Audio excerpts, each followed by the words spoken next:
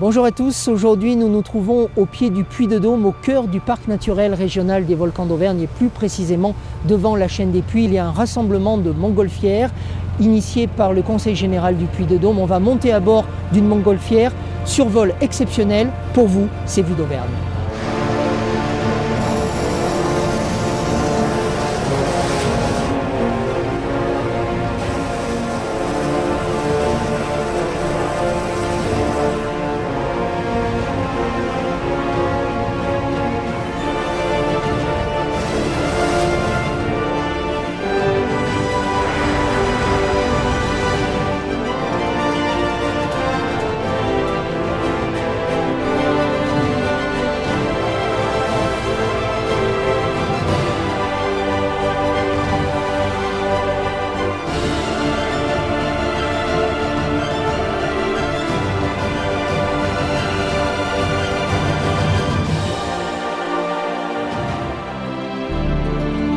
Appelés également Mont Dôme, les volcans d'Auvergne datent de l'ère quaternaire. Les premières éruptions ont eu lieu il y a 95 000 ans environ et les plus récentes se sont produites il y a moins de 8 000 ans.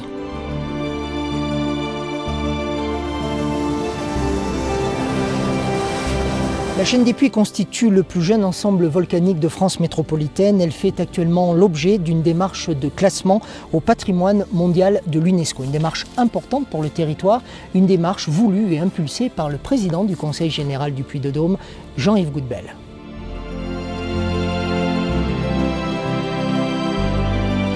Alors c'est une démarche, j'en avais eu l'idée avant d'être président du Conseil général. Alors d'abord, il y a des éléments scientifiques, le type de volcanisme, la diversité du volcanisme, le fait que c'est du volcanisme, mais c'est aussi, en termes de géologie, toute la problématique de la faille de Limagne avec le soulèvement des Alpes, ce rift continental qui a commencé à se dessiner et qui est un phénomène exceptionnel qu'on ne rencontre pas ailleurs dans le monde. Et puis deuxième élément, c'est évidemment l'esthétique, ce qui est visible pour le visiteur, cet alignement nord-sud de 80 volcans qu'on ne trouve pas non plus sur d'autres continents. L'inscription au patrimoine mondial est quelque chose d'essentiel, de fondamental pour nos territoires. La démarche que nous avons initiée n'est pas une démarche purement institutionnelle. Nous avons pris appui sur des personnalités connues mondialement, nationalement, sur les entreprises, sur le monde associatif, sur les institutions, les collectivités locales. Et ce partage de cette démarche est un élément essentiel qui, au-delà de l'inscription, devra continuer.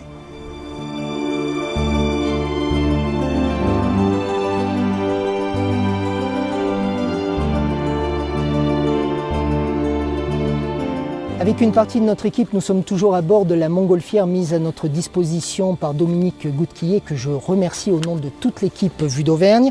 Là, nous survolons Vulcania qui est bien sûr le parc européen d'animation consacré au volcanisme.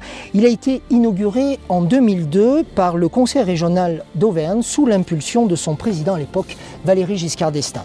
Pour Vues d'Auvergne, Valéry Giscard d'Estaing a accepté de revenir sur le sens premier de Vulcania. Une des ressources possibles pour l'Auvergne, il y a l'agriculture évidemment, notamment l'agriculture de montagne, l'élevage. Il y a l'industrie, mais l'industrie est assez localisée en Auvergne dans 2 ou 3 villes. Et il y a le tourisme. Mais le tourisme vient quand il y a une grande attraction. Bon, les grands monuments visités en France, c'est le Mont-Saint-Michel, c'est Versailles et ainsi de suite. Et l'Auvergne, quoique ayant des belles choses à voir, n'avait pas de pôle d'attraction. Et je me suis dit, il y a un pôle d'attraction qu'il faut mettre en valeur, c'est le volcanisme. Parce que quand on arrive dans la plaine de la Limagne et qu'on voit cette chaîne, c'est une scène tout à fait extraordinaire, c'est une chose d'une rareté, une beauté tout à fait exceptionnelle. Donc je me suis dit, il faut mettre en valeur le volcanisme, comment faire ? Alors je me suis dit, il faut faire une sorte de parc scientifique, un espèce de parc de loisirs, mais enfin de loisirs agréables, de visite, sur le volcanisme. À ce moment-là, réfléchissons où le faire. Et il y a eu des candidatures, il y a eu la candidature de Pont-du-Château en particulier, il y a eu la candidature de Châtel-Guyon, qui avait un assez grand terrain à l'entrée de la ville sur la gauche. Mais je me suis dit, si on fait un parc sur le volcanisme, il faut le faire près des volcans. Il faut traverser les volcans, voir les volcans, qui est un côté concret. Quand j'étais enfant, avec mon frère, mes cousins, circulions à bicyclette dans toute la région sans arrêt, et nous passions souvent sur la route qui va de Clermont à Pont-Gibaud. Et sur cette route, on voyait à gauche quelque chose d'un peu bizarre, qui était un camp, avec des grillages tout autour, une petite maison en parpaing d'ailleurs, et aucune activité. Qu'est-ce que c'était? Nous ne savions pas. Alors je me suis renseigné, c'était un dépôt militaire en fait. Ce n'était pas un champ de tir, il y avait ailleurs des champs de tir en Auvergne, comme vous savez. Ce n'est pas un champ de tir, c'était un dépôt militaire en vue de stocker des matériels divers, et qui avait une superficie assez importante. Alors je me suis dit, c'est là qu'il faut faire Vulcania, parce que quand on lève la tête, on voit le puits de Dôme, on voit le puits de Pariou, on voit le volcan. Donc c'est là qu'on va faire le projet. Et ça n'était pas, je précise, dans la partie classée du parc des volcans. Donc il y a eu de ce point de vue aucune dérogation, demande exceptionnelle, et ainsi de suite. Donc je me suis dit, on va faire un parc de loisirs scientifiques sur le volcanisme, avec toutes les grandes manifestations volcaniques dans le monde qui sont fréquentes, spectaculaires, parfois dangereuses d'ailleurs, et on va le faire au pied des volcans d'Auvergne, derrière.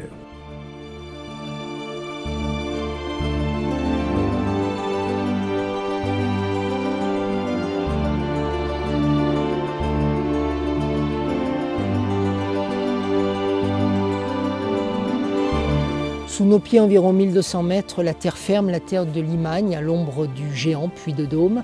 C'est ici, comme inspiré mais aussi protégé, que vivent des hommes et des femmes désireux de rendre hommage à ce volcan. J'ai découvert Orsine quand mes parents ont racheté ce restaurant il y a à peu près 30 ans. Ça fait 11 ans que je suis installée, donc c'est un rêve de petite fille qui s'est réalisé. Le jour où mes parents ont racheté, j'ai eu le coup de cœur pour ce métier, le coup de cœur pour ce bâtiment et le coup de cœur pour cette région évidemment. Je ne savais pas comment ça allait marcher, je ne savais pas si les clients allaient apprécier ma cuisine et puis il s'est avéré que oui. Quand je regarde ce volcan, le Puy de Dôme, ça m'apaise, ça me rassure. Je ne sais pas pourquoi, sa grandeur, sa puissance. Je monte régulièrement au Puy de Dôme. J'emmène ma fille régulièrement au Puy de Dôme et c'est vrai qu'il y a quelque chose dans ce volcan qui est inexplicable et moi j'avoue que j'en ai besoin aujourd'hui. Alors j'essaye de travailler au maximum les produits du terroir. Je travaille beaucoup avec le domaine de Limagne, avec le foie gras et le magret de canard, donc pratiquement toute l'année. Il y a beaucoup de gastronomie dans la région mais il n'y a pas que ça. Je pense principalement à Thierry Courtadon qui est sculpteur. La pierre de Volvic, elle représente tout. Évidemment, il se dégage plusieurs émotions à la fois dans la sculpture. Il se dégage une première émotion quand on va choisir son bloc déjà en carrière, quand on sait toute la force et toute la puissance qu'il a fallu déjà pour extraire ce fameux matériau. Ensuite, il y a toute la puissance et l'émotion du dessin, justement accomplie dans la pierre. Puy de Dôme, c'est trois émotions. C'est l'identité, c'est la préciosité et c'est surtout l'émotion. Donc, j'ai voulu sculpter à travers trois sculptures un petit peu cette évocation. Pour évoquer l'émotion, j'ai sculpté un électrocardiogramme dans lequel j'ai dessiné justement, sculpté cet électrocardiogramme et ensuite à un certain moment, il y a ce Puy de Dôme qui se dessine et cet électrocardiogramme qui repart pour vraiment évoquer le coup de cœur qu'on a à chaque fois quand on l'aperçoit. Ensuite, il y a le côté précieux un petit peu qui amène cette préciosité de cette montagne qui nous guide et qui est vraiment magnifique. Donc je l'ai sculpté dans un tableau baroque pour vraiment le mettre en valeur et le mettre en peinture. Et ensuite, il y a ce côté aussi identité, où je l'ai sculpté dans une empreinte digitale pour montrer que ce géant des dômes avait vraiment un impact et une trace sur notre vie et sur notre matière.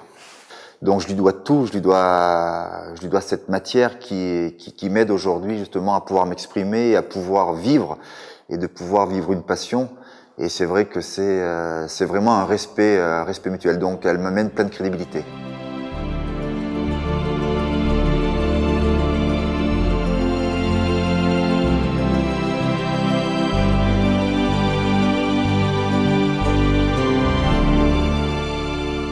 2012, le Conseil général du Puy-de-Dôme a initié la mise en circulation d'un train à crémaillère permettant aux touristes de rejoindre le sommet du plus célèbre de nos volcans. Sur 5 km, le panoramique des Dômes, c'est son nom, offre un paysage unique sur la chaîne des Puys. Ils l'ont emprunté pour nous retrouver au cœur du musée lui-même accolé au temple de Mercure. Je parle du géographe Yves Michelin et du volcanologue Pierre Boivin.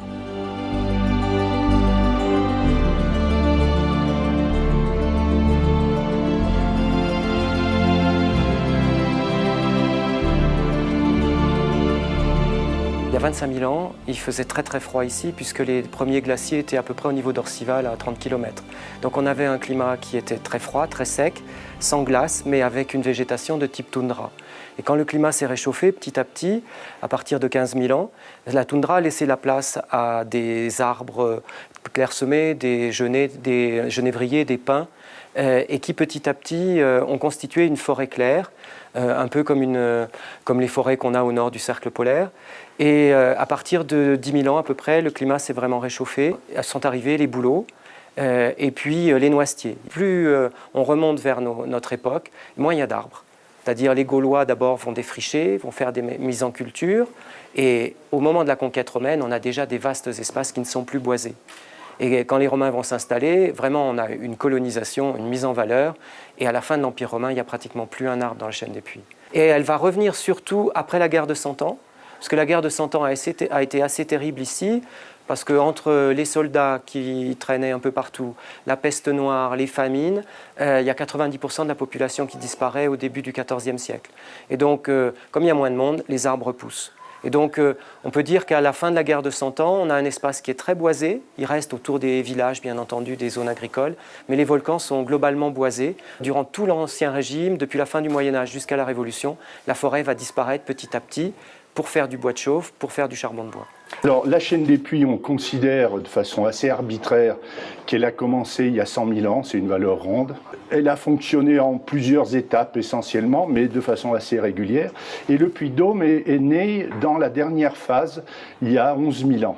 On ne peut pas ne pas le voir. Et il est la figure tutélaire un petit peu du coin. Il sert de repère depuis toujours aux gens qui habitent dans la région à 100 km à la ronde, on le voit, quelle que soit la direction où on arrive. Quand on le voit et qu'on habite là, on dit ça y est, on est chez nous. Ensuite, c'est un lieu effectivement très en hauteur. Donc si on veut être vu, c'est là qu'il faut monter. Les Romains l'avaient bien compris en y montant un temple à la gloire de Mercure, certes, mais aussi à la gloire de l'empereur qui avait payé. On y met aussi, c'est un lieu privilégié pour diffuser les ondes sans aucun obstacle dans toutes les directions. Donc on a l'antenne pour cette raison-là derrière. Et on a juste au-dessus de la tête le laboratoire de météorologie où on a des tas de capteurs, puisque là on est directement au cœur des nuages pour récupérer tout ce qui arrive, soit de l'Atlantique, soit du nord de l'Europe, soit du Midi, etc., sans aucune contamination par quoi que ce soit. Donc on a l'air qui nous arrive de partout, on peut l'analyser, on peut regarder comment ça se passe, et on a également un lieu privilégié pour étudier les nuages. En plaisantant, je dis toujours que si je savais où est le bouton de l'ascenseur, il y a belle lurette, je t'aurais appuyé dessus. Parce que, vraisemblablement, on dit « Ah, une éruption, on va avoir peur ». Alors oui, on peut avoir peur de certaines éruptions. Mais pour d'autres, ça va être une très belle attraction touristique. Les volcans comme la Vachella Solace, ça va attirer du monde si ça fait un beau jet rouge. Une coulée qui avance tranquillement à 3 km/h, donc on a le temps de regarder, de faire toutes les photos qu'on veut. Et notre problème à ce moment-là, ça ne sera pas le volcan, mais ça sera de gérer le public. Voilà. Vous faites partie de ceux qui ont énormément travaillé, qui travaillent, c'est du présent de l'indicatif, au classement de la chaîne des Puys au patrimoine mondial de l'UNESCO. Est-ce que vous allez gagner ? Oui, on va gagner. On va gagner, c'est obligé, pour 3 raisons. La première, c'est parce que le dossier est scientifiquement inattaquable. La deuxième, c'est parce qu'on est soutenu par de nombreux pays au niveau des instances de l'UNESCO qui veulent pousser l'idée qu'on peut inscrire un patrimoine pour son caractère naturel, bien qu'il soit habité, et qu'on puisse imaginer des nouveaux modes de gestion qui ne soient pas des modes de gestion qui interdisent à l'homme d'être dans la nature, mais qui permettent de fabriquer une vraie harmonie entre l'homme et la nature. Puis on va gagner parce qu'on est soutenu, on est porté par la population locale qui y voit un immense moyen d'accéder à une fierté, une reconnaissance. Voilà, c'est la fin de ce numéro Chaîne des Puys de la seconde série de Vues d'Auvergne. Nous espérons vous avoir donné envie de visiter tous ces lieux, d'y venir en vacances et pourquoi pas de vous installer ici en région Auvergne. Je tiens à remercier celles et ceux qui m'ont aidé à réaliser cette série numéro 2 de Vues d'Auvergne. D'abord toi, Dominique Goutquillet, merci beaucoup de nous avoir accueillis ici au cœur de ta nacelle. Damien Bourg et Mathieu Billard pour les images aériennes que vous avez vues tout au long des émissions, Guillaume Talon, assistant réalisateur, Alice Bortolazzo au son, Élise Tassé au maquillage, Eugénie Bourassa, assistante plateau, Géraldine Muselier pour la présence de Vues d'Auvergne sur les réseaux sociaux. Merci à tous les partenaires qui ont rendu possible cette production, le Crédit Mutuel Massif Central, Michelin, EDF, ERDF, McDo, Slicom, Print Conseil, la ville de Châtel-Guyon et le Conseil régional d'Auvergne. Et puis je termine avec un merci tout particulier à mes deux complices dans cette aventure, Bénédicte Boursier et Georges Abicatar.